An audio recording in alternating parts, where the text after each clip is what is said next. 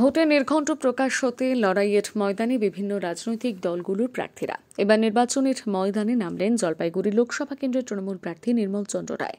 জলপাইগুড়ি লোকসভা কেন্দ্রের অধীনস্থ শিলিগুড়ি পুর নিগমের 38 নম্বর ওয়ার্ড এলাকার সংহতি মোড়ে এদিন জনসংযোগ সারলেন দলীয় নেতা কর্মীদের উপস্থিতিতে। চলল মিছিলও। এরপর তিনি যোগদান একটা সভাতেও। ভোটের আর বেশি দিন বাকি নেই, তবে এই পরিস্থিতিতে এখনও লোকসভা কেন্দ্রের বিজেপি প্রার্থীর নাম ঘোষণা হয়নি, কিন্তু তৃণমূল প্রার্থী পিছিয়ে থাকতে নারাজ। এদিন নির্বাচনী প্রচারের ফাঁকে সাংবাদিকদের মুখোমুখি হয়ে তিনি জানান, এবারের প্রেক্ষাপট একেবারে আলাদা। জয় নিয়ে একেবারে নিশ্চিত নির্মল চন্দ্র রায়। তিনি কি বলেছেন শোনাবো।